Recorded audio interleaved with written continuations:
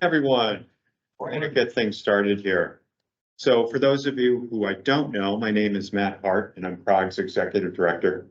And thank you so much for coming to today's workshop on stormwater management with a focus on nature-based solutions, a subject that CROG is very interested in as we're about to embark upon a regional stormwater study. Let me make a few introductions first, if I could. I'm joined by my colleagues, Elizabeth Sanderson, Heidi Samokar, and Sonya Carrizales, and very pleased to have our colleagues from Weston and Sampson joining us today as well. Raju Vasamsetti and Doris Jenkins and Alexis Simpson. So really looking forward to a good, informative, and interactive conversation today. As you all know very well, stormwater management has become a significant issue for our region, right? And it's become more acute in recent years as we see changing weather patterns, increased impervious cover, a whole variety of reasons why stormwater management has become more critical to our work. So that's a main reason why we're holding this workshop today. So we can learn from our experts, our colleagues from Weston and Sampson, and also exchange ideas between one another, and really would encourage that today, a good, healthy discussion. So before I turn things over to Elizabeth, though, I would hope you would indulge me in something else. So CROG, if you're not as familiar with us, we serve 38 municipalities in the greater Hartford region, a residential population of almost 1 million people. We provide a variety of services to our towns. And something we're very, very focused on is safety. Safety on our roads in particular, for all users of the road. And a very sad thing happened, right, yesterday in our state, when State Trooper First Class Aaron Pelletier was killed along I-84, conducting a routine stop. And I think a cruel irony was that at the moment he was killed, the DOT was conducting a workshop on road safety. So I would ask us, if we could, just please take a moment of silence in Mr. Pelletier's memory and think about what we can all do to address that critical issue as well.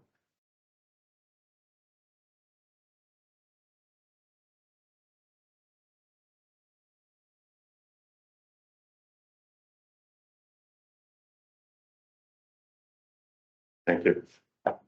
So now very pleased to turn things over to Elizabeth Sanderson, my colleague from CROG. Elizabeth. Okay. Thank you, Matt. Just wanted to welcome everybody today again. I'm very pleased to be here with you and would like if we could kick off today by going around the room, doing introductions, just your name, your agency affiliation, and then what brought you here today. So Elizabeth Sanderson, I'm the Bipartisan Infrastructure Law Coordinator at CROG, here to bring information about funding opportunities available related to stormwater management. We are Matt Hart. I'm Heidi Samokar, Principal Planner. I'm here because I'll be managing our Regional Stormwater Authority feasibility study, which I'll talk a little bit about later on. And I'm sorry. I'm Sonya Carrizales. I'm an environmental planner at CROG, and I'm here because I'm supporting Heidi and conducting this study and excited to talk more about regional stormwater solutions. I'm John Mills, Town of Weathersfield, wetlands agent and construction program manager. Hey everyone, Dylan Riley, Town Farming from the Civil Engineering. Here for stormwater stuff. Thanks so much for having me. Lawrence Capuano, civil engineer with the family Weathersfield. And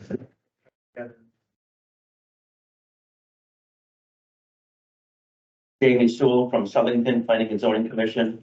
I'm here for the stormwater seminar to learn as much as I can. Chris Hayes, City of Hartford Public Works. We have flooding.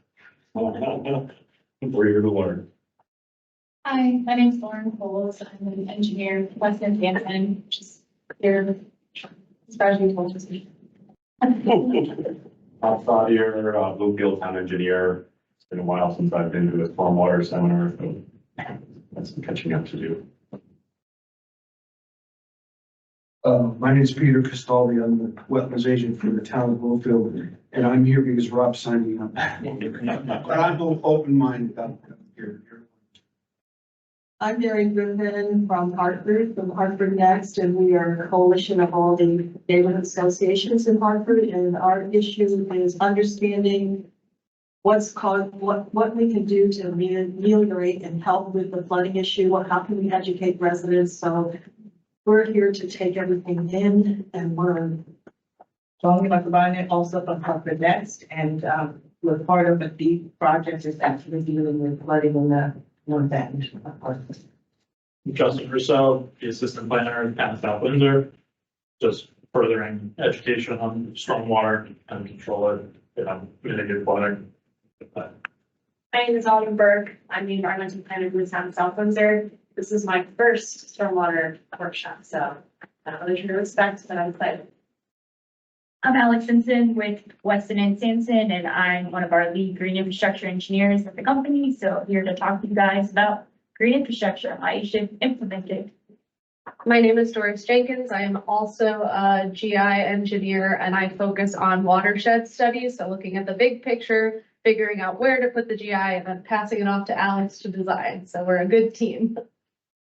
Raju Vasamsetti, regional manager, Weston Sampson, but my background is flooding and stormwater, and I work with a lot of the towns here, and just want to talk about the Connecticut part of it.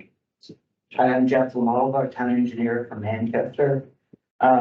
We've been hit pretty hard recently with some of the tropical storms, so we're just looking to get some information on flooding and flood storage. I'm John DiBiase, assistant town engineer in town of Manchester, and I signed Jeff up.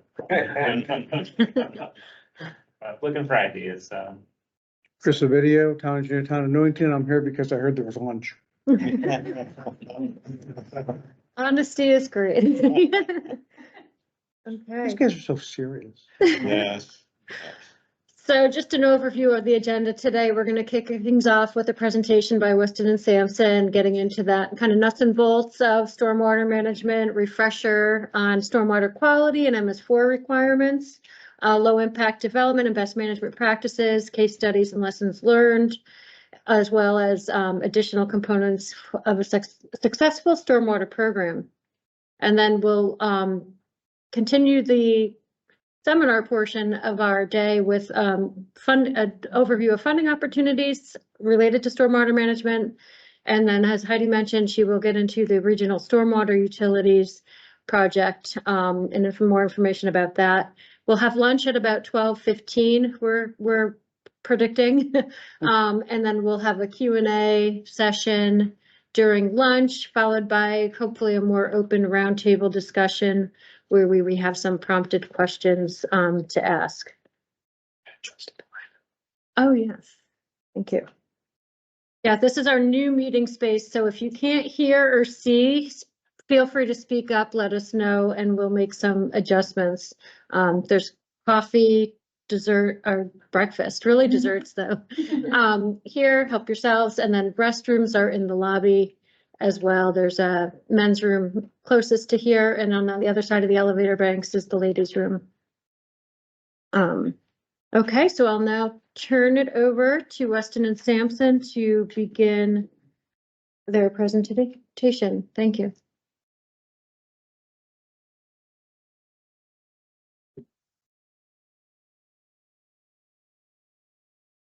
Yeah.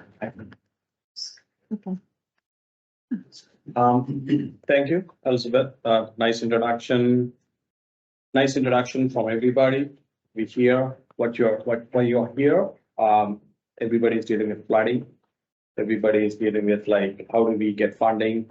What do we do? Again, we have seen a lot of rain, excessive rain last year, couple of years.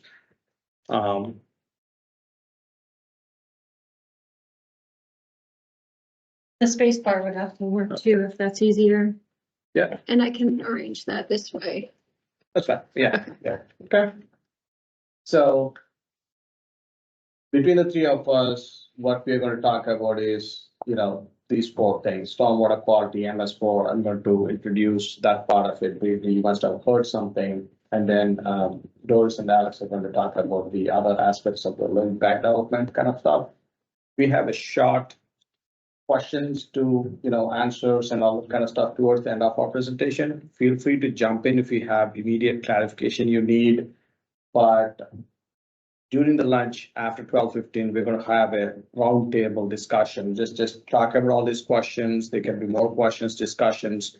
We want to hear from you as well. Just overall, what are you seeing for a certain example, certain problems, that kind of stuff. So I'm going to touch upon this. Two things. One is we have a new stormwater quality manual. How many of you heard about this or know that there is a manual out there? Fair bit. Okay. So they're having sessions by DEP on the manual that came out. They did a lot of sessions last year, informational sessions, comment period, all those kind of things.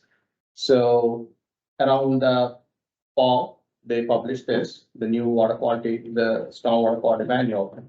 We had a manual for 20+ years. It hasn't been updated. We had good direction, good guidelines.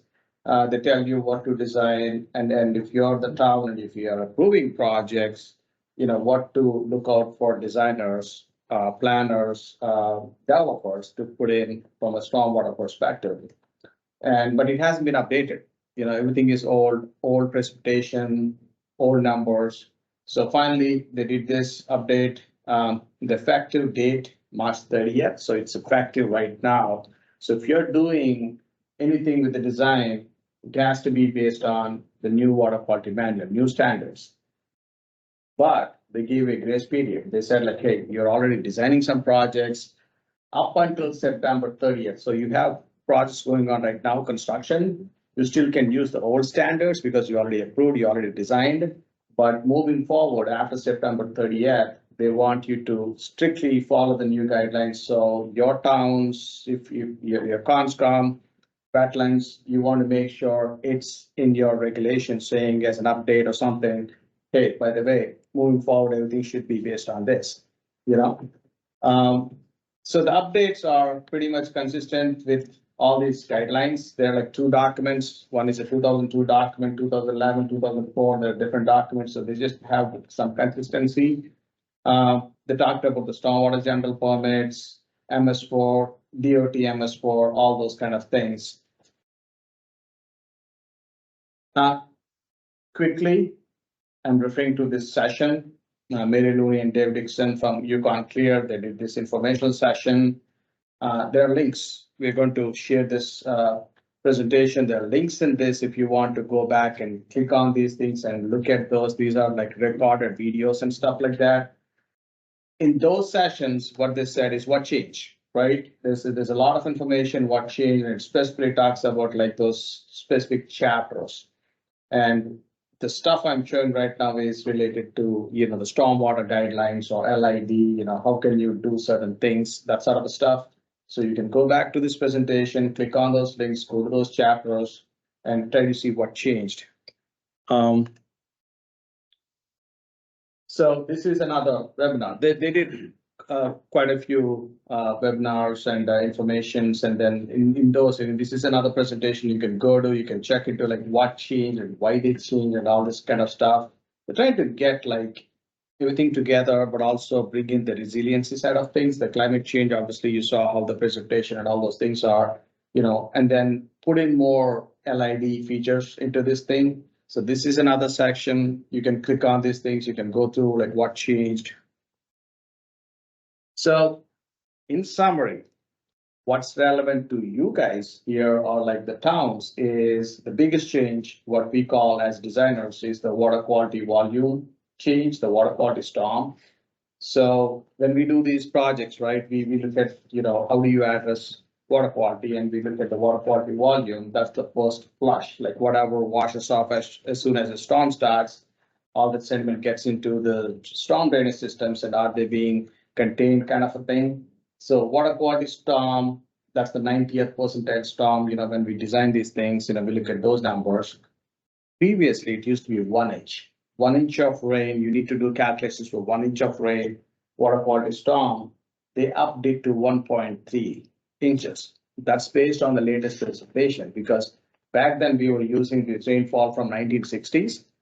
So lately, everything has been designed based on the latest rainfall event. If we are designing a stormwater drainage system or we're doing, pre and post calculations, it's all strictly based on, what's happening now, the precipitation, right? So if you compare, there is that 30% change. So they want you to size these for 1.3 inches of depth, which means some of these applications that, Alex and Doris are going to talk about, they're going to be larger, they're going to be bigger. You want to enforce that in your towns whenever a developer is doing something. So that plays a huge deal into how, the systems are going to be slightly larger. It's also make sure everything also falls in place in terms of pre and post hydrology and how you're designing it temporary, permanent, all those kind of things as well. So this, as this group wants to know, is a big change from the previous version. So the other side of, they have this thing in chapter 5, low impact development. They have real nice, flow chart to this whole thing. You can go into all those things in depth and really figure out. The key to this thing is you want to look at this and refer that in your town's stormwater manuals, or if you have the inland wetland regulations, make sure you refer to this flow charts and the guidance and make sure this gets addressed and implemented in your towns. So that's about the stormwater quality manual. Again, the links are out there. You can go and review and update, check all those kind of things. The other side of stormwater here is MS4 permit system. So that's the timeline. The MS4 we had an old MS4 permit, and for a while it was the 2004 MS4 permit. That was barely, we had no strict protocols except to follow to certain things. In 2017, they came up, DEP with EPA came out with the 2017 permit. And also everybody was oh my God, what do we do? They're this big flow chart of you need to do a lot of things. You need to map stuff, check the outfalls, illicit discharge, a lot of things, right? So that has been going on. Some towns picked up right away, jumped in, and they started doing everything. Some towns picked up after a couple of years and started doing a few things because it's a huge expenditure. It's a huge thing. And some towns spaced out. They said okay, let's sample a few outfalls. Let's look at some areas, that kind of stuff. There are a lot of other things in that program. By now, that was a 5-year permit. And then around the 2022-23, what do we do now? A lot of towns haven't caught up with this stuff because they have tons of outfalls. I'm working with a town which has 800 outfalls. How can you sample or how can you investigate 800 outfalls? That's a lot. So they're doing 100 every year kind of a thing. So around when the 5-year period was over, DEP said okay, we just want to continue. People to continue this stuff. And they extended this by 2 years, no changes at this point up until the 2025 period. So you still need to go back and check and do all the things you need to do if you want to catch up, kind of a thing. So big picture, that MS4 thing talks a lot about BMPs. How do you do BMPs? Because it's all tied into the stormwater permits, DEP permits and stuff like that. Things that you need to continue to do is you need to submit annual reports on an annual basis. That's a must. You need to, if you haven't caught up with all the sampling, you need to do the 6 outfall sampling. You need to monitor illicit discharge, that kind of stuff. All these other operations and all these things also tie up into the general regular BMPs. So related to LID and how it ties to stormwater and why we are here for MS4 is you need to be disconnecting some impervious area.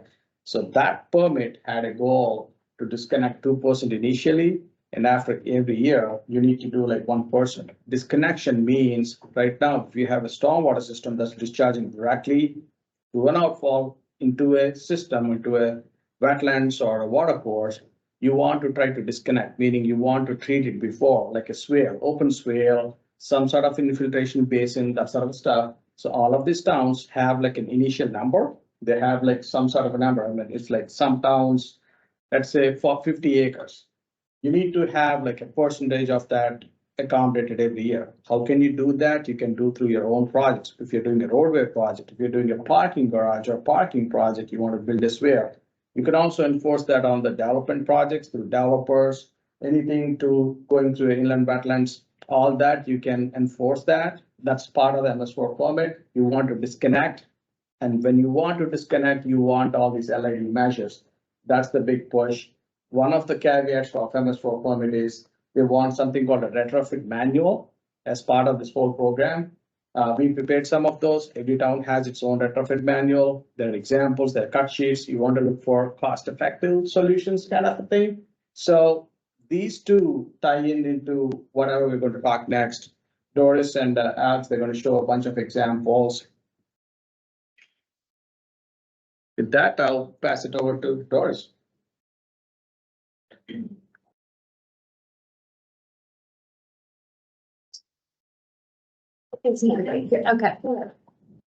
Yeah, sure.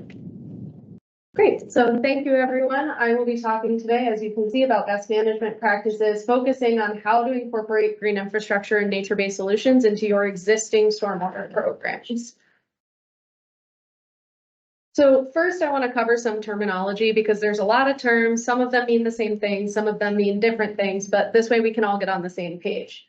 So when we talk about climate resilience, we're talking about the ability of a system and its component parts to anticipate, absorb, accommodate, or recover from the impacts of climate change. So when we talk specifically about our stormwater systems, it's are they sized appropriately for the increased volumes of stormwater that we're seeing? And if not, what is their ability to recover after those storm events? So from the Connecticut Stormwater Quality Manual, low impact development is defined as a site design and stormwater management strategy that maintains, mimics, or replicates pre-development hydrology through the use of numerous site design principles and small-scale stormwater practices distributed through a site to manage runoff. So low impact development is kind of like this big picture idea of the overall, it's the umbrella. So underneath the umbrella, we have best management practices. So we have green infrastructure and nature-based solutions. So I like to think of nature-based solutions as being kind of the big picture stormwater management, such as constructed wetlands, creating additional storage for stormwater before it actually gets onto your streets, into your pipes. We're talking about big stormwater capture with some of those. And then when we look at green infrastructure, that starts to get into more site-specific design. So looking at bioretention basins, rain gardens, things like that, where we're using plants and soils to infiltrate water on site so that it doesn't run off. The goal is to capture the water and infiltrate it on site before it either enters your pipes or goes into your water bodies or things like that. So grid infrastructure is your typical urban infrastructure. So it's comprised of pipes. It's capturing water from roads, roofs, and other impervious surfaces, and it enters a separate stormwater drainage system as demanded by the MS4 permit. So the constraints of this is it's picking up a lot of pollutants as it travels along the roadways. There's a lot of stuff that's coming off of roofs and roads that get into the stormwater that are then polluting our water bodies. And so the benefit of nature-based solutions and LID as a whole is that we are able to provide some treatment for that water. These are just an overall kind of list of the benefits that come from green infrastructure. So obviously we're here to talk about getting water out of the places it's not supposed to be. But the great thing about using nature-based solutions is that there's a whole slew of co-benefits that come along with it. We can improve air quality, we can reduce heat in urban areas, we can provide pollinator habitat when we use specific plantings, and in general, they can require less maintenance over time if you use correct native species and things like that. So now we're going to go through a few different types of these green infrastructure, nature-based solutions, LID, whatever you want to call it. And these are pulled out directly from a chapter 11 of the Connecticut Stormwater Quality Manual. And so I'm going to cover them at a pretty high level, but I think the overall point here is that we would really encourage you to take the time to look through it and see what solutions work best for your community. So first up, we have bioretention areas and rain gardens. These two terms are used pretty interchangeably, but what we like to think of the difference between them is a rain garden is mostly focused on surface features. So rather than having a raised planter bed, which are really common in landscape areas, thinking about depressing that landscape so that you can control water on the site. A bioretention basin has more of an engineered aspect to it. And so that's when you're creating additional subsurface storage using different soil media and rock and gravel. And you can also have pipe systems and overflow systems as well that can help control where the water goes when those systems are overwhelmed. Next, we have constructed stormwater wetlands. And so these are kind of that bigger picture idea where if you have a parking lot, you're not necessarily going to install a constructed stormwater wetland to handle the stormwater coming off of that lot, unless you have a really big lot and a really big space next to it that's available. But this is kind of, you can think about a stormwater wetland might be able to handle, for example, all of the runoff from a development or something like that. And so these are bigger and they can provide more significant volume of treatment. Dry detention basins or floodable fields are a great way if you have green space that you need to remain as green space and you don't want to have standing water, such as with a wetland. These can be a great way to allow water a space to go and infiltrate slowly over time, but they can also double, for example, as playing fields. So if you can create berms around a playing field, that can provide a lot of stormwater storage during these extreme storm events. We're not necessarily talking about these to handle, you know, your quick storms that happen all summer long. We're talking about those really big storms where water is severely inundating and harming communities. That's when fields can be a great place to look for stormwater storage. So water quality swales, bioswales, anything like that. These are what we see a lot of the time along roadways, and they can be anything from like a small channel on a residential street in a rural area to along DOT roads that are, you know, those big swales, kind of like the one shown here. So these are a great way to channelize and control the flow of water. They serve a similar purpose as pipes, but the good thing is they also can provide infiltration capacity and water treatment.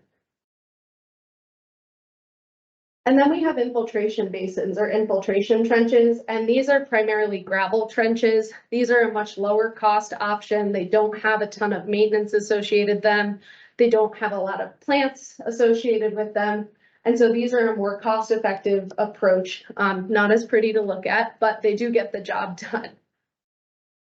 One thing to add too about these basins is they're really nice to meet your MS4 permit, especially if you're looking for phosphorus reduction. When you implement these, they take up less space and they have less planting costs associated, like Doris was saying. So if you need to really integrate quickly within your closed gray infrastructure system, you can implement these to get a lot of phosphorus reduction and kind of a very budget friendly kind of package. Yeah, and I will say this information about like cost effectiveness, quickness to implement, all of this is held within the Connecticut Stormwater Quality Manual. And so this is the type of information that you can look to consultants to provide you with, but you can also look to yourselves as, you know, the DPW director, the engineer, things like that. You can provide this kind of knowledge for yourself in this manual that was created. And then we have porous pavement. And so this is a photo shown here of the application of porous that Alex will talk about more later. But porous kind of gets a bad rap over the years. Porous was really hard to maintain, it clogged up, and a lot of new technology has been developed. It's a lot more feasible to maintain it with vac trucks and things like that that you might already have for catch basin cleaning, for example. And so I think, you know, a lot of us think about green infrastructure and what it was, you know, when it wasn't super successful or there were a lot of issues with it. And I think it's important that you're all here today to hear about the newer technology and what improvements have been made and success stories, which Alex will talk about with her case studies. And then another one is underground infiltration system. So this one is again really popular. It is not super hard to maintain. It can capture a lot of stormwater. So there's these kind of half arch systems that use gravel, and there are voids in which the water can be captured. There are also newer technologies that allow for 100% void space, which essentially doubles the amount of water storage that you can have. And these are really popular under playing fields, under parking lots. They can be, but they don't have to be paired with porous pavement. So a lot of these solutions can really be paired together, and they can work together to capture more stormwater for your location. So with all of this being said, how do you pick what type of solution is most applicable and most feasible for your community? And so there's a lot of things to consider when siting green infrastructure, but some of the ones that we commonly think about is land ownership. So for example, if you have specific areas in your community that flood, that's a great place to start. And then looking around that location that floods and asking yourself, what is the land ownership? Is it municipally owned land? Is there space within the right of way? Is it private or residential? And what would these mean for you implementing and maintaining green infrastructure? So for example, if it's municipal land, it becomes a lot easier for you to say, yes, we are going to do something on this space. We already have the ability to maintain it. It is ours. You can also look to private partnerships to see how you can implement things with people. And when you have flooding on your property, suddenly you become a lot more amenable to working with the town or city to figure out stormwater management. We also look at available space and site topography, available funding or potential funding sources. So grants are an excellent way to fund these projects. The government really wants you to implement nature-based solutions. So there's a lot of cost sharing programs where you could pay as little as 20% match or 10% match to implement these designs. Looking at upcoming nearby construction projects, Alex is going to talk about this a little bit more, but if you're already digging up your road to replace a sewer line or a water line, or you're digging up your sidewalks, what else could you do? Because once you repave that road, you're not going to want to dig it up again. And then looking at your maintenance capacity, thinking about what your DPW or what your town staff has the ability to actually get out and maintain. And then community input, talking to the community members. If you install something in front of someone's house that they don't want, they might mow it down or something like that. So it's good to get community input and make sure you're speaking with people before putting in these service features. And again, these are kind of the questions that we asked that I just talked through, but a good set of questions to kind of ask yourself as you're going through, is nature-based solutions right for this location? So with that, I'm going to pass it off to Alex to talk about some case studies of people who have actually implemented these. Thanks, Doris. Oh, yes. When do you want to take questions? Yeah, so I guess this would be a good time to pause and ask if anybody has any specific questions about any of that before we move on to the case studies. Well, I have one. Yeah. So separation is a key issue in our region, Yes. especially in our more densely populated neighborhoods, Hartford, West Hartford, other communities as well. Which of these do you think is really feasible for neighborhoods with really small lots, you know, limited right of way, et cetera? And you're talking about sewer separation? Yeah. Yeah, so I think, separation from the sanitary and a connection to a new stormwater line in the street. yes. So as communities are working to separate their sewer and drain, the thing that causes sewer overflows, right, is this extreme amount of precipitation. So figuring out how to capture stormwater on site before it enters combined systems can reduce overflows, and it can reduce, you know, the impact on the wastewater treatment plants downstream. So it can be something that can help while you're in the process of separation. For example, some of those bigger solutions, or like subsurface infiltration, where you can get a lot of water, but you could put it at the cul-de-sac in the end of the developed area. It doesn't necessarily have to be a surface feature that takes up prime real estate, right? It can be something that you don't think about and you don't see, but helps reduce the impact on those sewer combined systems. Thank you. The new permit for 2025, we've heard in our discussions that they are taking comments on the current structure of the permit. And I know a lot of concerns have been voiced about what we casually call the 1% rule, around either disconnection or getting rid of impervious surfaces. And we've heard murmurs of it evolving into a system similar to what they're doing down in Maryland. Have any of you had talks with the DEP, or you at all familiar at this time of what direction they may be going around that 1% rule? So they had informational sessions more recently, like I think one in like February or March, Bristol, DEP, and his team. At this point, they're taking input. They know some of this is very tough to hold people accountable. 1% is a large goal. Some of the numbers they're seeing, like somebody needs to disconnect like 10 acres and 15 acres. 64. Exactly. That's a lot. How can you disconnect 64 acres in a given year, right? So the thing they're looking at is maximum extent practicable. What can you do? You need to show an effort towards like, hey, I tried here, I have these 15 projects. That all goes in the annual report. You say like, okay, we have these things. We try to implement here and here. This developer took credit for this one, that sort of stuff. They're not really going to say like you need to disconnect all 54 acres every year kind of a thing, but let's say you did something, these 8 projects, 10 projects, we disconnect 5, 6, whatever. That shows like a good faith effort as opposed to not doing anything. I don't think they're going to like really implement like hardcore like guidelines. You have to do it like Maryland or something like that. That's the reason they didn't change the permit. They didn't update anything yet, but they promote, they encourage kind of a thing. They're still looking for ideas, and the more people voice their opinion on these things, they're going to tone down. They're coming from EPA's pressure. EPA is dictating all this stuff, and they're saying, okay, we need to do this because other states are doing some of these things. We're kind of a little bit lenient, I would say, state-wise, because they're from Massachusetts and it's much stringent over there. They need to do this, spending a lot of money trying to take care of this problem. So voice your opinion. Whenever they have those information sessions, they're going to have more of these things. Then the draft thing comes out, but I don't think they're going to be that strict, but again, maximum practicable. Show those things in your annual report saying, we do this, we do that, versus like if somebody does a plain, simple, like a generic document and there's not much information, that's when they really don't know what you're doing.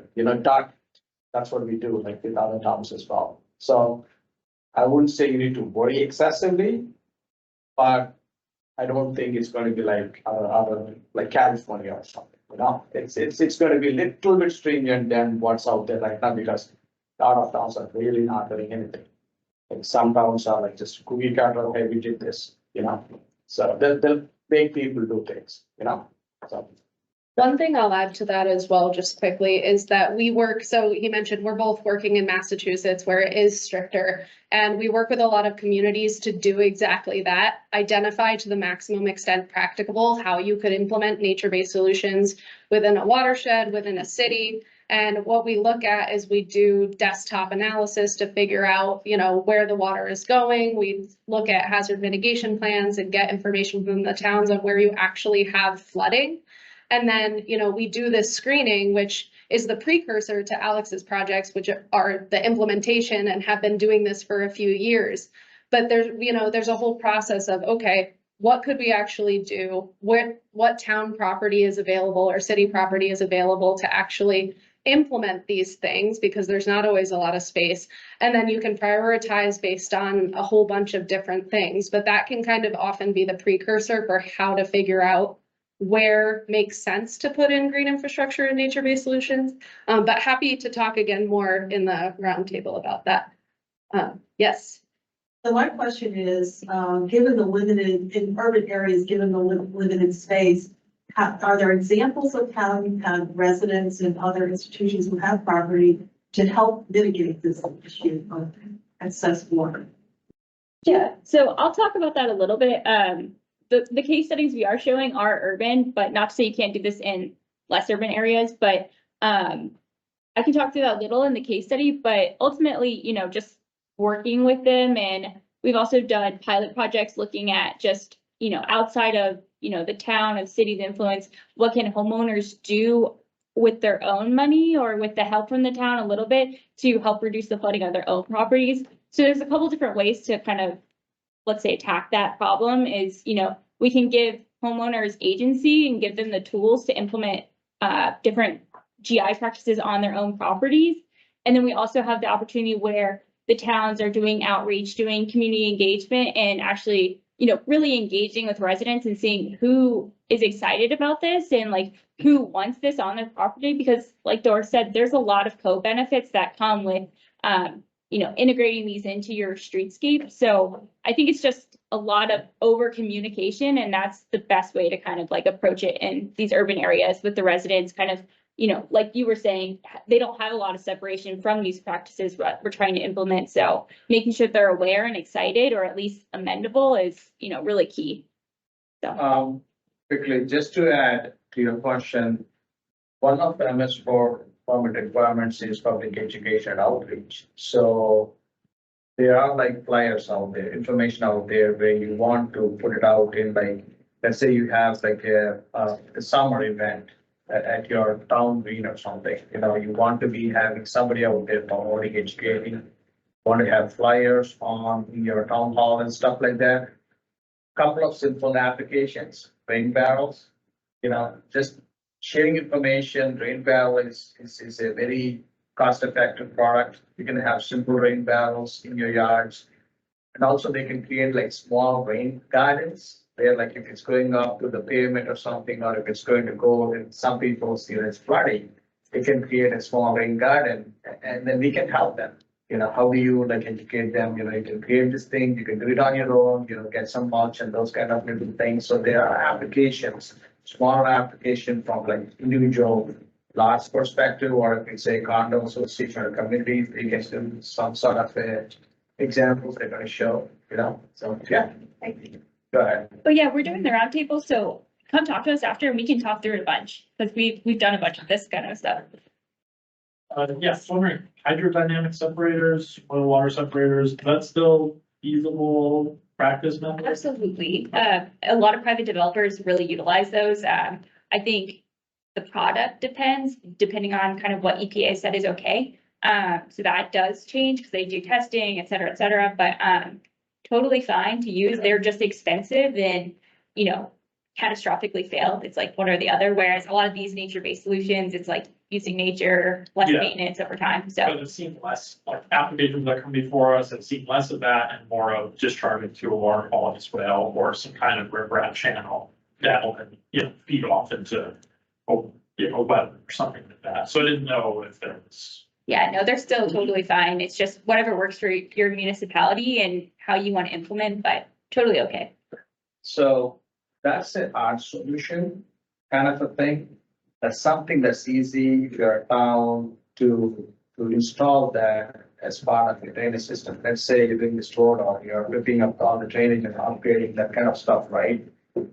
There are guidelines to put hydrodynamic separator for like every 10 structures, 10 categories, kind of things. In the road, right by your outfall or something, that's something mostly that applies to like a transportation sector, like roadways, industrial areas, those kind of things. Everybody, all the towns, they still have those regulations saying you want to put one of those, or a couple of them, whatever, you need to design and put that's your first line of defense. But in reality, you're really not disconnecting. You're still having it connected, but you're just capturing the sales and that sort of stuff.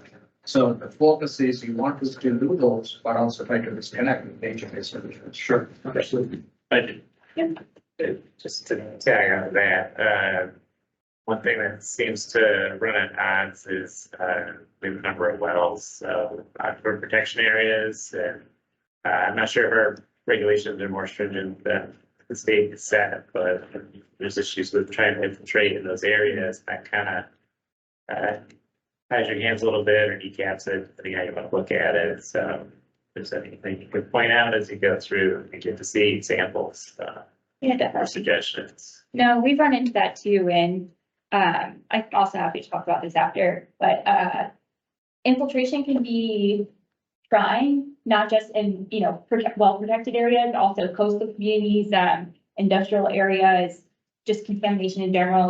We work in Massachusetts, there's a lot of old industrial towns, and everyone has flooding. So working around that has been kind of integrated into how we're looking at this.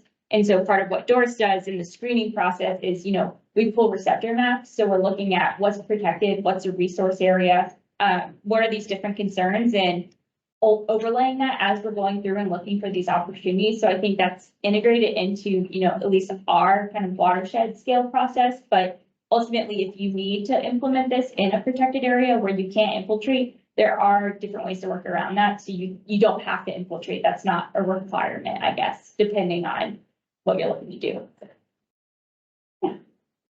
Yeah. Yeah, we'll try some. Okay, perfect. Excellent.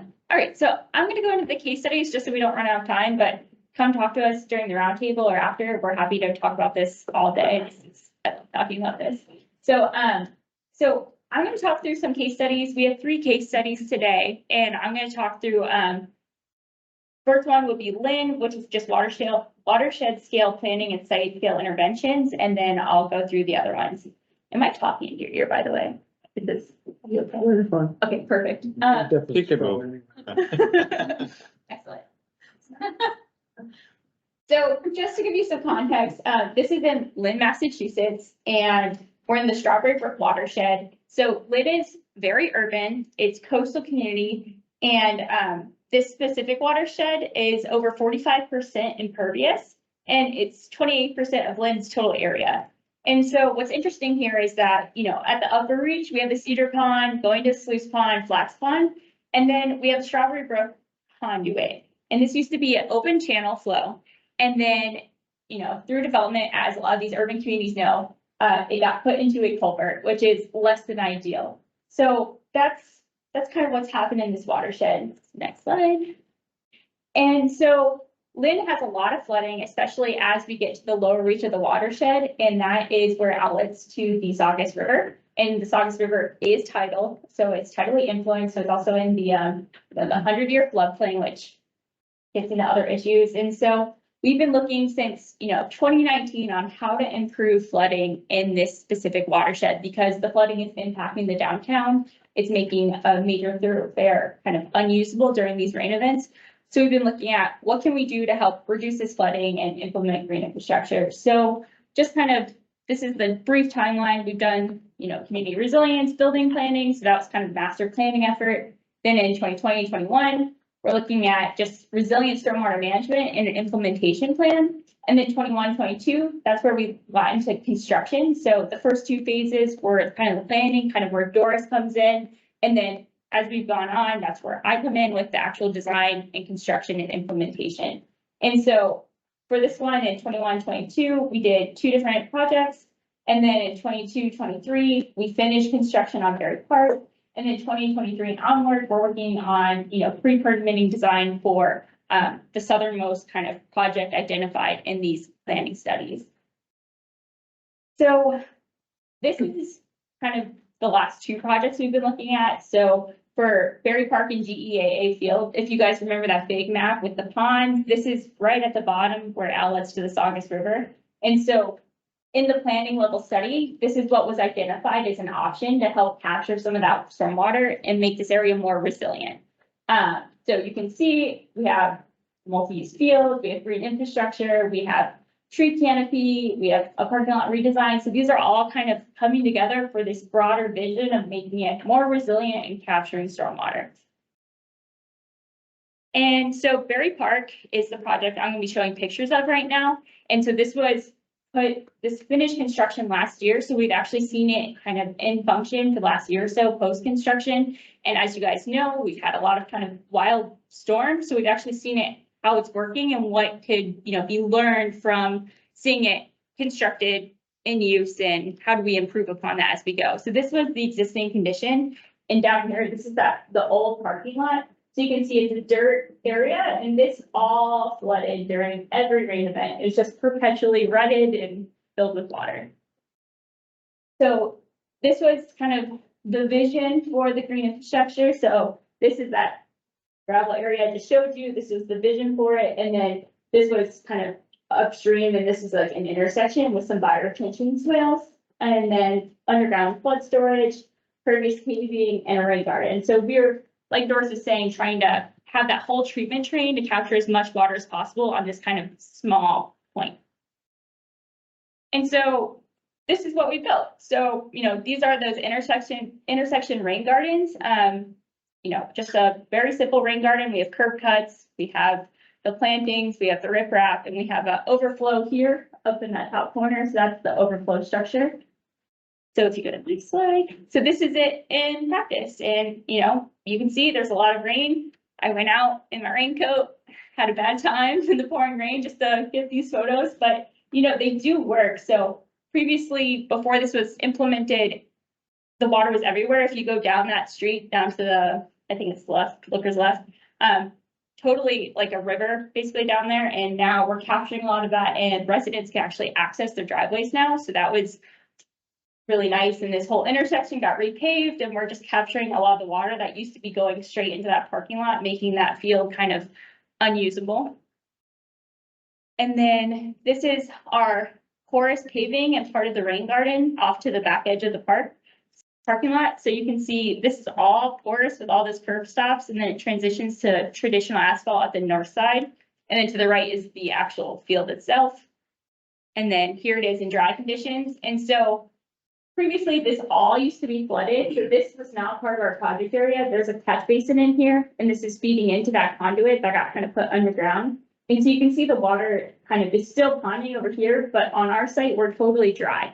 So this is capturing all that water, and the porous you can see is dry. It's not inundated at all. And this is the low point. So in the previous iteration of that parking lot, this part of the lot was underwater. So, you know, it does have an impact. And, you know, this water after the rain event, you know, this takes time to draw down. This parking lot is usable immediately. We're not having those issues of waiting for it to dry out. We're keeping it more resilient, and we're keeping kind of the inundation away from these hard infrastructure sources that are going to cost you money in maintenance if they're constantly just kind of soaked with water. And so here's another better picture of the parking lot, just so you can see the grades. That bottom edge, like I said, used to just always be kind of underwater or soggy. And then this is just kind of the full porous. And then next picture. So this is it. Once again, in that rainstorm, you can see this is the edge of that traditional asphalt. And then you can see basically where that stops. And then it goes in and it's just totally dry. And so this also has great implications in the winter as well, because this is no salt, no sand, no grit area. But since the water kind of goes in underneath, it stays warmer. And so you're not getting the ice issues you're typically seeing. So it does. I know that can be a concern for towns and DPWs, just pedestrian safety. We're also concerned about that. So that's just kind of an additional benefit of having that for us. Next slide. And so, yeah, so just kind of overall, you know, in terms of the Gray Park green infrastructure, increased capacity works, and baseline storms allow for monitoring. So we had the benefit of having these kind of storms that I could go out, see what the inches of rainfall were, and kind of hold that against the design and see what design storm is actually functioning versus what we are designing against. And so we have that benchmark. So, you know, it allows us to be more consistent in our designs, and also just shows the benefit of, like Raju was saying, the maximum extent practical. We really maximize this site. You guys saw that before pictures, just a gravel lot. And now we have this really nice kind of cornerstone of the community that can access all these fields. It can access the splash pad. It can access the playground. So, you know, making it more usable for everyone while also reducing those flooding impacts on the city infrastructure was just like a really nice project for the city, I would say. So I guess any questions on that one before I go on to the next project? Wasn't sure if you gave a budget for that? Yeah, so the design budget, I want to say it was under 100,000, I knew that. And then construction, do you remember the construction budget? It was like 400. It wasn't a lot, so yeah, call it 400,000. Okay. And it was grant funded heavily. Yeah, so I guess that's the other key component here. This was all funded through the Mass Vulnerability Preparedness Grant. So the city only had to match 10 to 20% depending on the grant year. So most of this wasn't funded directly from the city's budget. This was from a state grant. And so you can see what happened was we had this planning where we looked at everything that could be done in the city, in this watershed. And then the next year we did another layer of that. And then the next year we actually had a project list, and then we took those to designs, and then we took those to construction. And each year we've been trying to take a project either to permitting or construction based on that kind of broader report. So it's the trade-off of using grants. You can get things for significantly lower capital funds, but you have to be willing to space it out over time. Yeah, same with the GEA field that I was talking about at the very beginning as part of that watershed study. For the permitting, you know, it's gonna take a year to get a 25%, another year to get us to permitting, and then another year probably to get even more money to take it to construction. So definitely be okay with the timing, but that means it can actually get implemented. So that's the trade-off. Yeah. With porous asphalt, we have a lot of developments coming into our office for review, and a lot more developments are using porous asphalt more heavily than they have in the past. The report might have been a strip of 4 parking spaces or a small portion of their parking lot now. They're starting to become much larger. From a maintenance standpoint, are there issues related to water freezing in the asphalt, or does it not freeze? Does it just keep going down? But how does all that work? Because if we're getting all of these parking lots with a lot more porous asphalt, are they going to be deteriorating faster and needing to be repaved sooner? And then for town projects, we have a lot of rails to trails parking lots in Farmington, and a lot of them are just gravel. So that is a feasible project that we could possibly implement. Yeah. I have a few questions about the asphalt. Yeah, so talking about porous and permeable kind of surface treatment, there's a lot of different products. So I was only talking about permeable asphalt, but I know a lot of private developers, they have different budget constraints than a lot of towns, so they can do different products. So just so you know, there are a lot of different, you know, surface treatments, and they have different types of kind of how they work, if that makes sense. So like some permeable pavers, they go through the cracks, whereas some permeable pavers, the product itself is permeable. So just to clarify that overhead. But then, yeah, in terms of the freezing and the O&M, it really depends on the life cycle. So if you are maintaining it perfectly, it's gonna last a long time. You know, you're gonna have success with it. If it isn't maintained, it will deteriorate very fast. If it's not maintained, it could fail within a year or two, depending on the use case. So that's just something to know, I would say upfront. And like, you really need to take a hard look at what your maintenance capacity is before you try to implement porous. I think one of the things we would caution is that when towns and cities implement green infrastructure, any of these nature-based solutions, if you can't maintain them, they might not be the best thing to actually be implementing.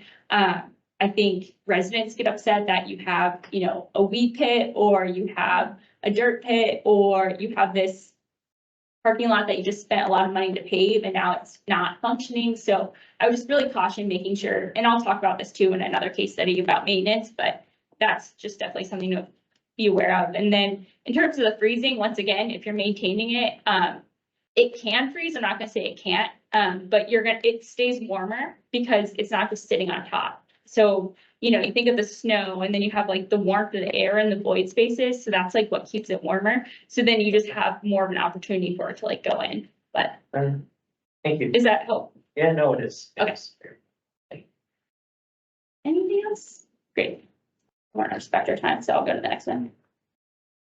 All right, so next I'm going to talk about 2 projects in Fitchburg. I'm going to talk first about kind of how to plan projects to maximize kind of the funding resources available, and then I'll talk about monitoring. So just as an overview on the project I worked on in Fitchburg, so this is downtown Fitchburg, and part of what Doris does is look at all the absolute possible places where we could do projects. And so you can see all these water kind of, or yellow rectangles, these are all opportunities that we identified. So you can see like in a downtown area that you wouldn't think has that much space, there's actually a lot of opportunity.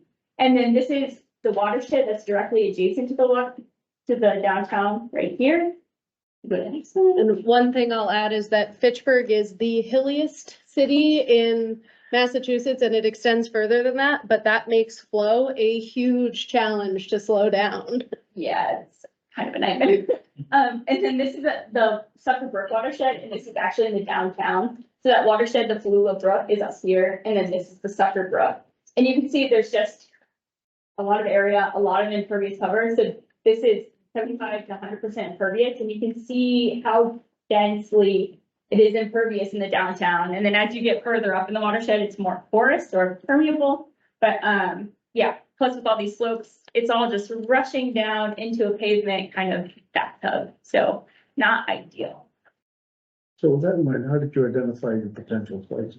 Yeah, so when we're looking at that, so in the GIS, there's the LiDAR, so we can see kind of the slopes and we can see how steep everything is, and then we can see what's grassed, what's not grassed. We have the impervious cover, and then we have the right of way, we have all those different things. So we do the desktop pass and then we actually ground truth it. So we'll go out there and walk. Doris and I walked all of downtown Fitchburg for a day or two and actually ground truth all those projects that were identified. And to your point, you know, some of them don't make sense once you're out there. You're like, that's not going to work. So it's just a combination of, you know, what we're used to seeing and what we think makes sense, desktop analysis, and also using Google Earth and Street View, and then actually going out, doing a site visit and saying, does that make sense or not? So when you're doing the initial passing analysis, were you just considering all possible sites or just sites under the control of the municipality, the state? We look at all possible sites, for the most part. We do focus and a preference towards municipal, controlled sites because it's just more practical, but yeah. And part of that, so this is a text heavy slide just to go through kind of the design process, but one thing that ended up happening with this project that I worked on is we only ended up following through with right-of-way projects in terms of timing. So, when you have the funding, you want to be able to build it, and working with private landowners, working with DCR, whatever the organization is, that does take time. So when you're trying to plan your funding and plan kind of construction budgets or whatever it is, being able to implement it right away versus having to wait for someone to say, okay, kind of plays into those decision making. So do you have anything to add on that? Nope. Okay. But yeah, so just overall, this project, you know, there's a CSO separation project that's going on in Fitchburg. It's in design and construction right now. There's 3 phases. Phase 1 just got constructed. Phase 2 is in design, just went out to bid, and phase 3 is in design. So that's being funded as part of the SRF loan, and that loan will not cover green infrastructure design. And so what the city identified, you know, through our CSO team and also our team, that this would be a great opportunity to use MVP funding, which is that Mass Vulnerability Preparedness Grant, and that could fund the design of the green infrastructure. And so these grants are 1 year, typically 1 to 2 years, and this SRF funding, you know, they had a deadline of these projects need to be implemented by, I think, you know, let's say today for the last round. And so we use our funding to line up that design to get that done in time, that it can be wrapped into the SRF construction timeline, because there was enough money in that construction budget to build these, but there wasn't the design funding. So how can you work with the project teams you have in your own municipality to kind of tie these together to make sure that they can happen? That makes sense. I'm gonna add to that. I know. Yeah, so, and then going back to what Doris said is that as part of these CSO projects, the right of way was being disturbed. It's a combined system. So, you know, you have one big sewer pipe. They now need to add a very large drainage pipe and keep the sewer pipe if it's in good condition, or put in a new one. So you're ripping up your whole roadway. We have these very steep slopes. So we're trying to like identify utility corridors. And that's how we identified that, you know, this would be a great time to add surface features that tie into these underground systems, because you're not actually inconveniencing anyone else. You know, it's already being ripped up. Residents are probably gonna be already unhappy about the traffic disruption. So let's just tie it in. So they're not upset about us doing green infrastructure. They're just upset in general with all the construction going on. So we just the disturbance was minimized, and then the permitting was also already complete as part of the CSO work. So that was an additional layer that we didn't have to think about. You know, thinking about saving time and money for the city or town is how do we integrate the amount of steps that can be done beforehand, so we don't even have to think about it as we're going through these project designs. And then just lessons learned is just the more information, the better. This was funded, you know, one project's the bid out on the big phase 2 kind of construction bid. And then for phase 3, since we have a little more time, we're actually building that into the original construction cost that's going into that phase 3. So these will 100% be constructed, whereas the bid out, you know, if they don't want to build it, the contractor, they're just going to bid it really high and then it might not get constructed. So a lot of different things, but then we have a couple pictures. So this was the construction, you know, the before as it's going into the ground, and then next slide. This is this one after, so you can see it's already in the ground and it's taking off. And then this is just a different one that was built kind of further up in the watershed near the hospital. So yeah, I guess any questions on that? We can also talk later. I think we're out of time, so I'll quickly go through this. And then the last one is just kind of maintenance. You know, we've been working with the city of Fitchburg to, you know, they're implementing all these new green infrastructure features, but like we were saying, you know, if you don't maintain them, then it's not the greatest investment. So what does that look like? And so as part of that MVP grant, they're actually funding, teaching, monitoring, and maintenance to their DPW and engineering staff. So the grant is paying to teach all their staff how to like maintain them. But ultimately, I will say the manpower still needs to be funded within kind of the municipality. So just project resilience, performance, adaptation. So what can we do just to make sure that they are functioning, they're going to stay functioning, and then how do we adapt it to, you know, on the ground site features that we notice after construction? Let's say you put in a curb cut and then someone comes through and repaves it. Did they make that curb cut too high so the water can't get in now? And now you just have a dry kind of planter that's not doing anything. So just that integrated maintenance and kind of visualization of what's going on at these projects, just to make sure they're continuously working. And then this is just kind of how this can work in terms of once it's installed. So, you know, it's installed, you're monitoring it, you're investigating or maintaining it. And then you're seeing, does it need to just be maintained? Does it just need to be redesigned? And identifying who's going to be doing that. So in Fitchburg, the engineering division will be doing the monitoring, and then the maintenance will be the streets division. So making sure that they're on the same page and that everyone's working together and understands kind of what that goal is for these projects, so they're staying functioning long term. And then, yeah, there's just different categories that you can do for these forms. We developed a whole guidance document and then actual PDFs that we're going to make kind of virtual. So staff can just put it on an iPad, go out, click some buttons, and then it goes back into the DPW. Just so it's all integrated. And we've been talking to them, like what would be most beneficial. And it sounds like having a form that can auto-populate and basically become a ticket that streets goes out and does, and they have a record of it. Because right now it's just all paper trail. So how do we make it the most usable for the town?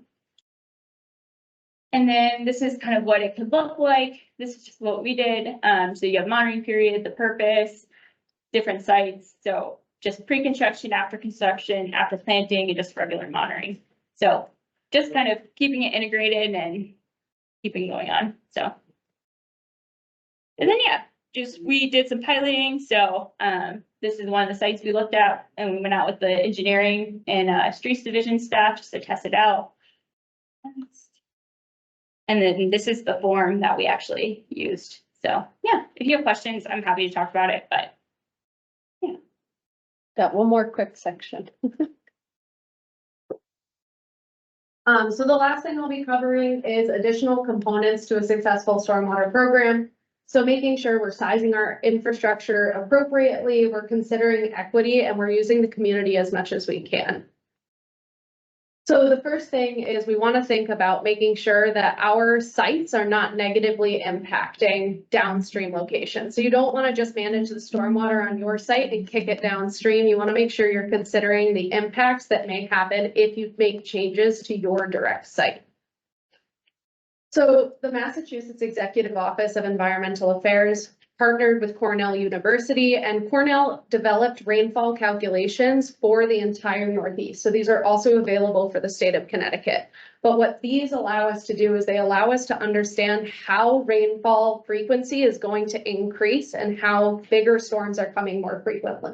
So very quick recap, when we talk about a 10-year storm versus a 20-year storm, or a 1% storm versus a 10% storm, we're talking about the possibility that a storm could happen in any given year. So a 10-year storm has a 10% chance of happening, 1 in 10, in any given year. A 25-year storm has a 1 in 4 chance of happening in any given year. So what you can see is that the 25-year storm of today, which is associated with a certain level of depth of rainfall, will be the 10-year storm by 2050, which means it's going in from a 1 in 4 chance to a 1 in 10. Nope, that's backwards. A 1 in 25 chance or to a 1 in 10 chance. So that means is we're going to be seeing those storms happening much more frequently. So TLDR of that is you want to make sure you're not just sizing your infrastructure for today, you're considering what your infrastructure is sized for in the future. We also want to think about improving equity by implementing nature-based solutions. So through mapping tools that the state of Connecticut provides, such as the Connecticut Environmental Justice Mapping Tool, you can see these darker blue areas are outlined as higher environmental justice or higher at-risk populations. And so if you focus on those blue slides, while we switch to the next one, you can see that those match very well with the United States Climate and Economic Justice Screening Tool. And so again, these are pointing out overburdened and underserved communities. So again, thinking about those green locations as we move forward, this shows the impervious surface as of 2021 in the state of Connecticut.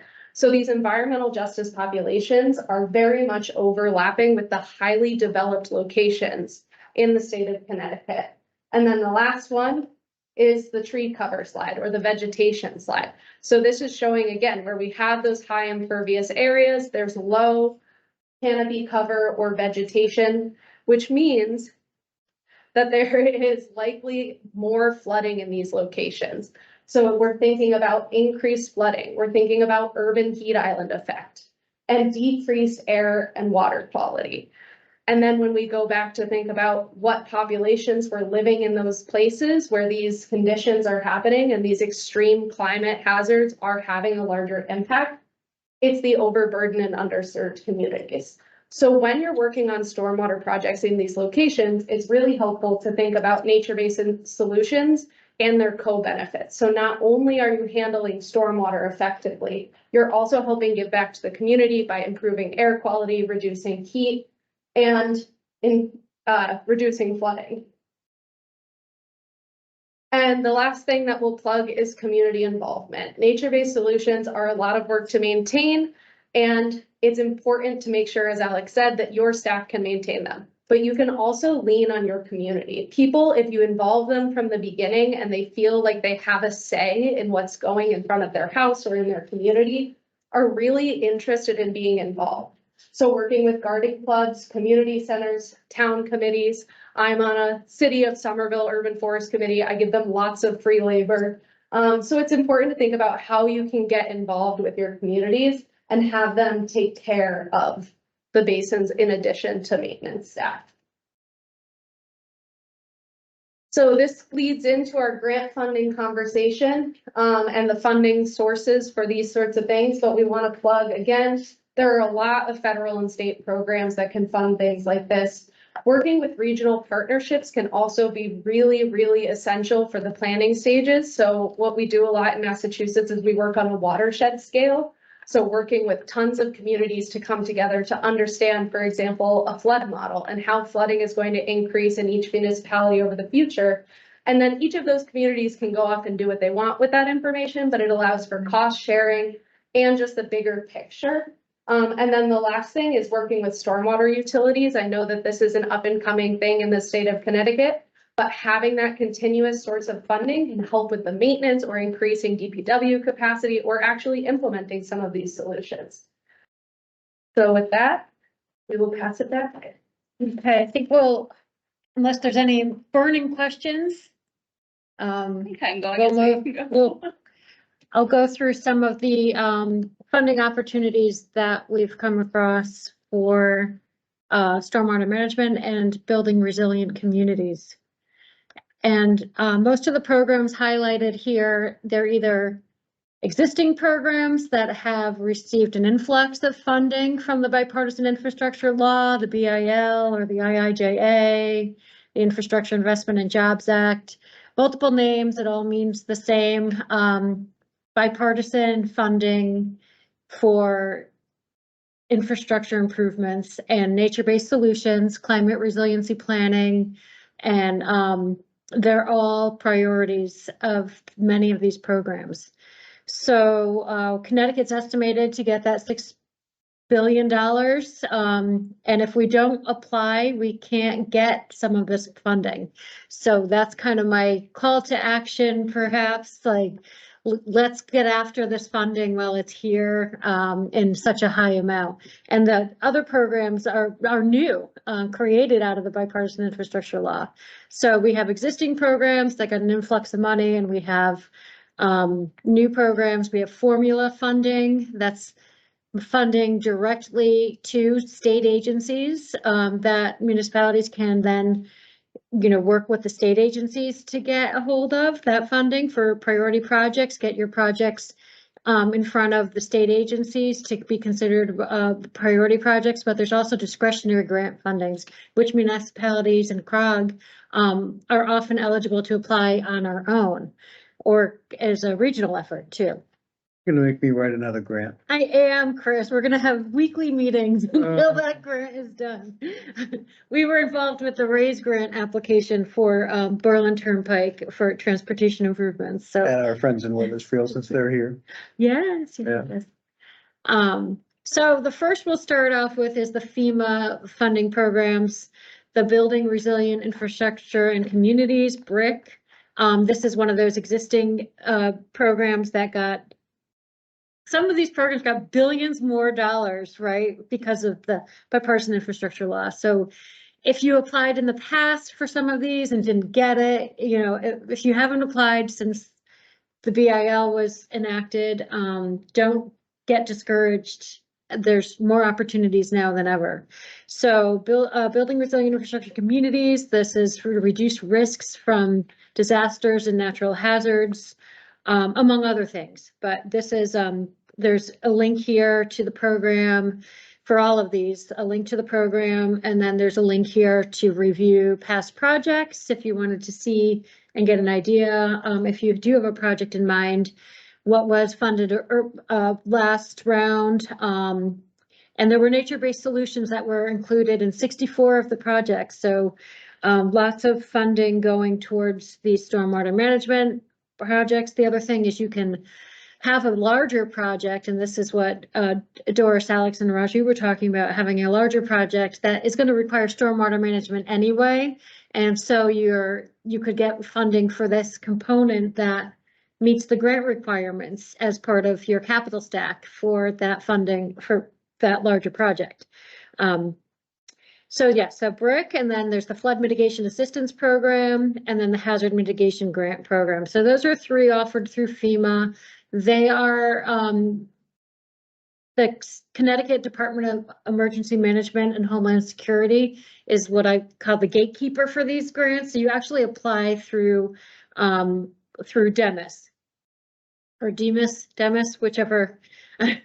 And I've heard that Stafford was recently announced an award for BRIC. So we were going to have somebody from Stafford in the room today. I'm not sure if they actually made it, but there's a shout out for Stafford. Congratulations to them for getting some funding for that project. Okay, and the next one I'll talk about is Protect. And this is a US DOT, Federal Highway Administration program. There's a formula program that runs through the state DOT, and then there's discretionary grants. So these discretionary grants are going to be eligible to municipalities and CROG. CROG actually did, in partnership with three other COGs in our northern coast, non-coastal Connecticut. We're awarded $1.2 million to conduct a resilience improvement plan. And we'll be, the towns that are in our region will be engaging on that effort to identify surface transportation system assets that are most vulnerable to natural disasters and the same flooding, extreme weather events, and this could be earthquakes as well, which we all kind of laughed at last summer and then didn't laugh so hard earlier this year. But dam failure, I know that's a concern in some communities. Drought, flooding, forest and wildland fires, hurricanes, tropical storms, tornadoes and high winds, and then severe winter storms. So those are all what's covered under that and part of that climate resiliency planning and incorporating nature-based solutions where you can in your stormwater management planning for these perhaps larger projects that you have.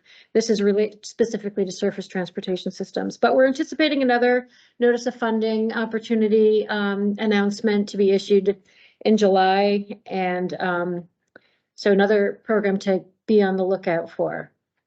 And yay, New Britain. I believe Rob Trottier was involved in his prior role with getting a Protect grant is what I've heard. So congratulations. Oh, I'm sorry. Oh, okay. They applied. They applied. I'm waiting to hear. Okay. Here, but very few communities applied for this. New Britain, when Rob was there, they're looking for funding for this large Allen Street project for a while. And finally, I think they have a really good shot at this, but these are like multiple rounds coming out. But you know, definitely there are folks out there applying for these grants. Is what the message is. Okay, yeah. So we have expertise in the room too, and I myself providing technical assistance for the grant applications. I was involved with the application for Protect from CROG as well as RAISE transportation related. So either way, there's you know, lessons learned in the room, if not experts, but okay. Just be aware a little bit, in 2 years since we submitted the hazard mitigation grant, we haven't heard of. Yeah, there's been a lot of it. That was a FEMA hazard mitigation grant then. Okay. We worked with one and they sent it, we redid it, went to the state, didn't go with federal, and they gave comments on this, like an old edition. Like it's just some coordination. Okay. I think emergency management is fine. It's just not like getting into the hands of. Okay, well, that's good to hear, because maybe there's a role we can. It's a painful, somewhat process at times. They will not respond to. Yeah, but. So that's for this grant. HMGP, Yeah. HMGP kind of thing, but we're seeing some responses, we're seeing some action lately. But when it came out, everybody was like, okay, we're gonna get this in 6 months, right? But whenever you're dealing with FEMA, they have a lot of money. They have more money than ever, they have a lot more. So 800 billion, right? It's like. Yeah. No, stingy. But we need to be patient when we're dealing with some of these things, but rather than do nothing, give it a shot, apply, and it'll come at some point, you know, within the year or two, and then at least you have something. Some of these are 90 to 10 match. You need to match only 10 and then FED says 90. Amazing. So the project that was applied to FEMA, you know, it was like almost like 7 million or something, and then they switched over to Protect grant because they have a better shot, quicker shot kind of a thing. Yeah. This will happen at some point, but just for everybody, it could be long run sometimes, but at least it's something, you know? Mm-hmm. Yep. Okay. Sorry, I got that wrong with New Britain there, but. Yeah, save that day for. Let's see. Yeah. Some other opportunities where there's some intersection or overlap with goals is the fish protection. So the Culvert Aquatic Organism Passage Program. There's an FHWA, National Culvert Removal, Replacement and Restoration Grant, and then the U.S. Fish and Wildlife Services has another National Fish Passage Program. So these are geared towards improving migratory patterns of fish.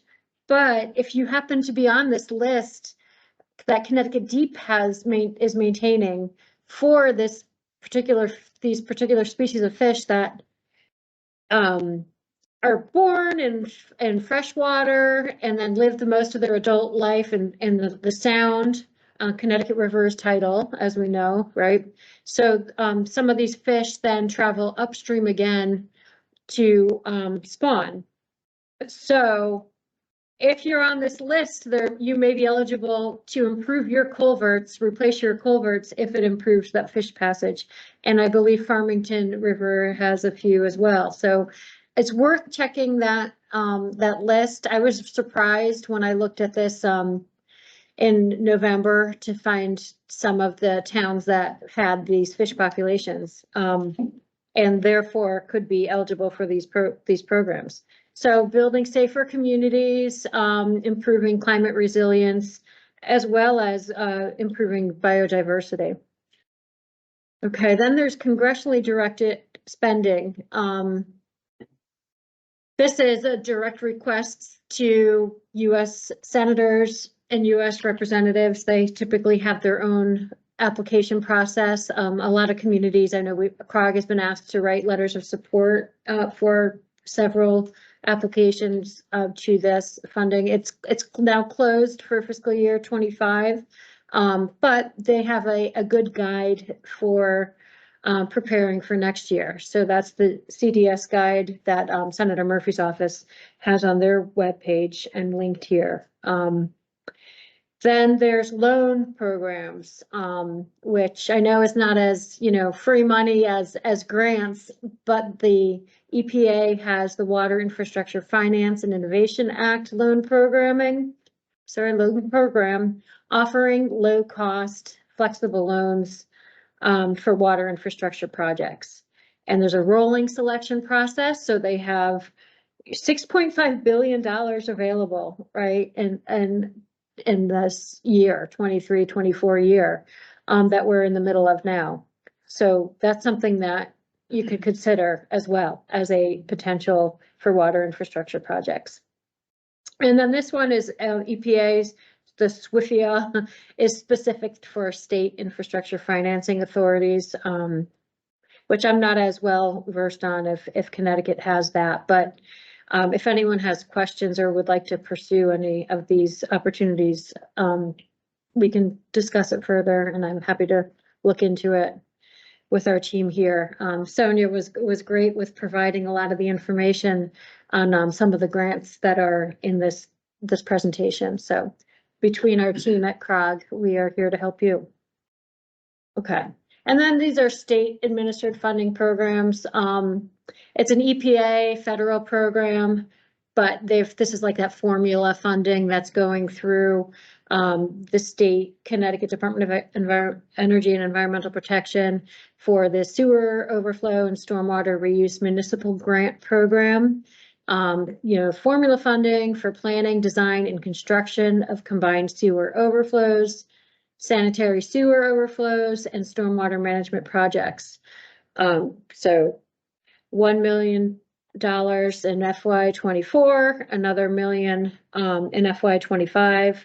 Small communities and financially distressed communities are both priorities for this program. And then there is a list, a priority list of projects that the projects need to be listed on that priority list. And there's a public comment period each year for this priority list. So if this funding opportunity is something that you're interested in learning about, we can have a broader conversation of how we get our regional projects and our members' projects on that priority list during the public comment period. Private or public properties are eligible, which is great to hear too. And then there's information on the EPA's website as well as the state's DEEP's website. And just to note that many MDC projects are on that priority list, in our region at least, and other towns are on for in other areas of the state. All right, and then here's the Clean Water State Revolving Fund, another potential source of funding to upgrade wastewater infrastructure. And there's the base capitalization grant that's available each year. And because of the BIL, here we have another category, general supplemental grant of $25 million in addition for this year and next. So, you know, an additional $50 million for projects, and this is available to DECD, distressed municipalities. That's the Department of Economic and Community Development, DECD. And they have a list that's maintained each year for eligible municipalities, grants and forgivable loans. And this could be removal of sanitary sewer overflows to address health and environmental impacts to Long Island Sound directly or indirectly. So through inland waters. So it doesn't have to be a coastal community for this. And then another program to highlight is EPA's Emerging Contaminants Grant. This is another that came out of the BIL with mostly PFAS is the contaminant that is featured. The EPA has a pilot program for this, but if PFAS is something that you're, you know, experiencing for water quality in your communities, this could be something to look at. There's $2.6 million both this year, fiscal year, and next. So these are funded programs, and if there's a project that comes to mind, again, this is why we're just bringing these up. So if it sparks something in somebody's mind, that would be great. So I'm happy to share the information, and you'll have access to these slides for a resource later on as well. And then just, you know, there's so many programs, so it was hard to try to pick. We didn't include them all, but this is another, the Clean Water Act, Section 319 for non-point source grant program. So this is implementation projects, plans, and statewide NPS management efforts. And designated environmental justice communities are prioritized, and there is a map of those communities as well as a link in this slide. And with, you know, a lot of these programs do require some level of a match. This is a minimum of 40% of non-federal, which is somewhat high from some of the other programs. And some communities, it's a 0% match if you meet certain requirements of that grant. So. Okay, and then we'll just, as a segue into our next topic, do just a quick overview of the DEEP's Climate Resilience Fund, which is for planning and development projects that will help Connecticut communities become more resilient to the effects of climate change, nature-based solutions, green infrastructure, flood prevention, climate resilience and erosion control systems, gray infrastructure, which is something we didn't get into as much, but and non-structural project solutions as well. And $8.8 million was recently awarded or to 21 projects in Connecticut, and another round is expected soon with the link there. And I will turn it over to Heidi. And if you'd like to clarify anything, I'm not sure when that funding announcement actually came out. So I said recent, but. So I think my slides are separating you from sandwiches, so I'll probably be pretty brief and can answer more questions later.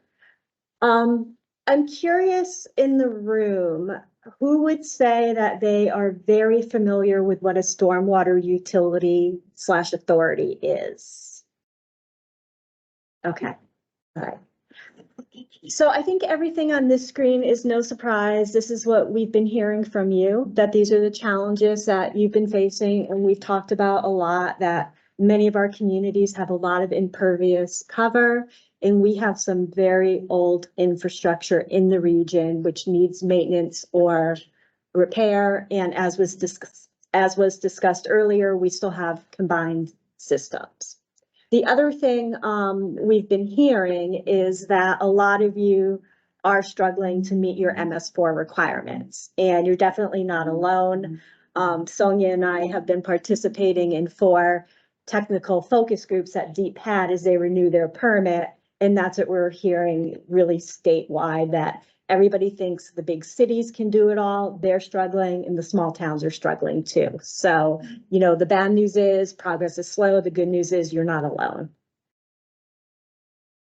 So I'm using the term stormwater utility and stormwater authority interchangeably. I recognize that the MS4 permit uses the word authority to mean something else. So, but we're using it here interchangeably. So a couple years ago, the state recognized that nobody has the resources to pay for everything we've been talking about for the past hour and a half.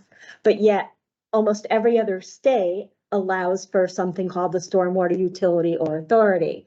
So Public Act 21-115 put the legislation in place saying that cities or towns can create a local stormwater utility/authority.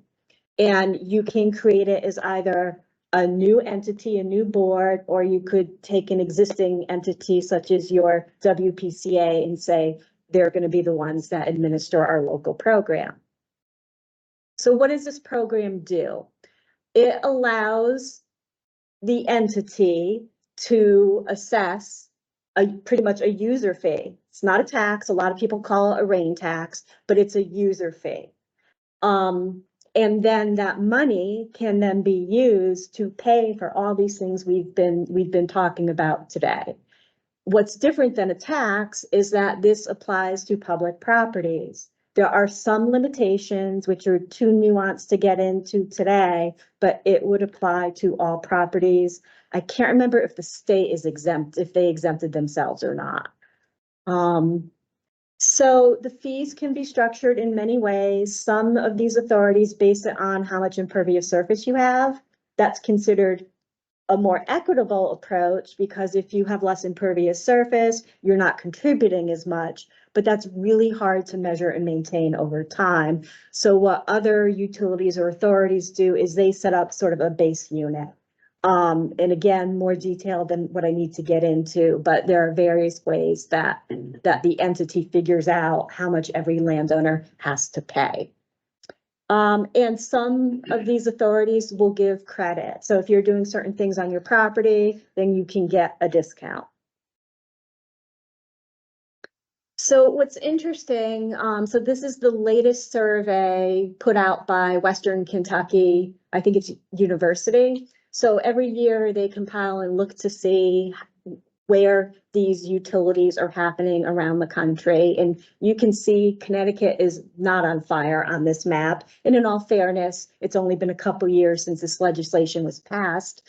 Since this map was created, so this map just shows New London is the only stormwater utility. Since this map was created, New Britain is also one. So there's more than 2,000 around the country. We have 2 so far in Connecticut. So we at CROG received the Climate Resilience Fund grant to look at the feasibility of creating a regional stormwater utility. So we expect, I can't say too much because we'll be going through a competitive procurement process to bring a consultant on board that can tell us how can we do this. So what we expect to do is to figure out, can we do this as a multi-community entity? And if it is, how do we structure it? And there are great regional models around the country that have already figured it out and that we can learn from. I know it's can be more challenging in a home rule state, but there are definitely models out there. So we expect we'll look at partnership opportunities. The MDC might be the lowest hanging fruit since they are a current entity and 8 of our municipalities belong to that. So we expect to work with them along this project. We expect we'll begin work in early fall and probably about an 18-month time frame. So I expect there's gonna be 4 types of communities in our regions, the ones that are gonna say, no, this just isn't for us. That's fine. That's their choice. There might be other communities that are thinking, well, we want to do this, but we're gonna do our own local one. We hope you'll find materials through our process that will help you. We think telling the story and communicating is gonna be a really important part. So we think you'll get value from this project because we'll be able to help you start that discussion. I also envision that maybe some communities maybe don't want to be part of a bigger regional entity, but maybe want to partner with a neighboring community. We think there'll be valuable lessons for them to learn also.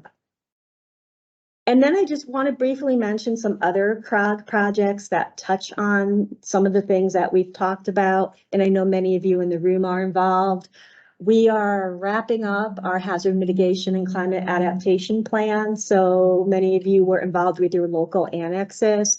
They'll probably be coming to you for adoption over the summer, and either CRCOG, our consultant, or Sonya and I will pop into some of those meetings when it goes to your town council or board of selectmen.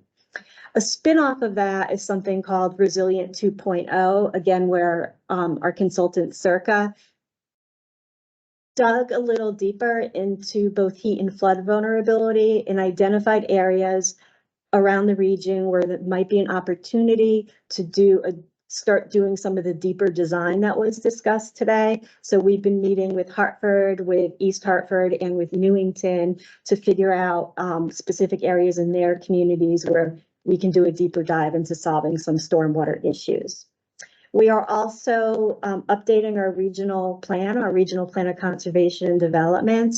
And one of the things that emerged from this plan is how really, I think we need to work together more on meeting some of the MS4 requirements. There might be efficiencies at doing some things at a regional level. So that's something we're trying to figure out, what role can we play, especially since Yukon Clear is no longer funded to provide that. The information they put out has been so tremendously valuable, and we don't want the ball to drop. We hope that, and maybe there's some way to continue to help our communities. And then lastly, as I mentioned, we had participated in the deep focus groups on MS4. Okay.